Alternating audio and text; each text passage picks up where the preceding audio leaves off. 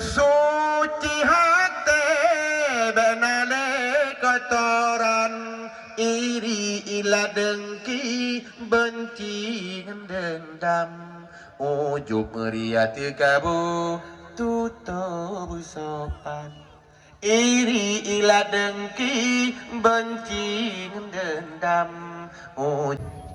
dalam halnya perlu ulun tuan sampaikan acara yang kali terlaksana put malam yang kau ikut nyo bener debu dan bener akui dan juga kamu mengakuinya yang bahwa dengan tanpa dorongan, tanpa doa, tanpa bantuan dan juga saling bahu membahu mungkin acara han terlaksana lagi rupa.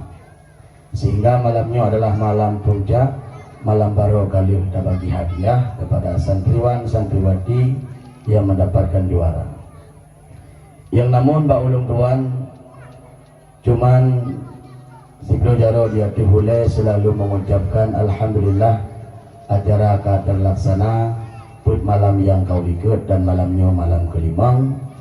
Rasa terima kasih Ulung Tuan kepada seluruh masyarakat yang dalam kampung Menasa Arun dan juga rasa terima kasih Ulung Tuan kepada seluruh pemuda atau pemudinya yang mungkin ikut menyukseskan bahu membahu acara gedanyo bak malam yang kau ikut.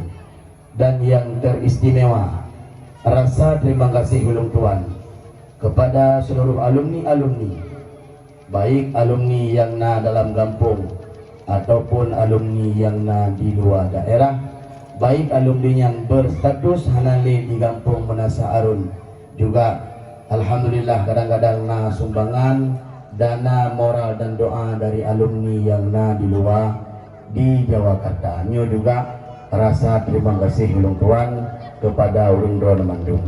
Mudah-mudahan pu yang kanu sumbang, mudah-mudahan yang kan doakan, mudah-mudahan Allah akan membalas dengan setimpal dan sebanyak-banyaknya. Allah pemudah rezeki gedanyo, Allah sehatkan badan gedanyo sehingga gedanyo selalu memikirkan tentang kemajuan agama. Insya Allah Allah juga akan membantu kehidupan gedanyo. Amin ya rabbal alamin.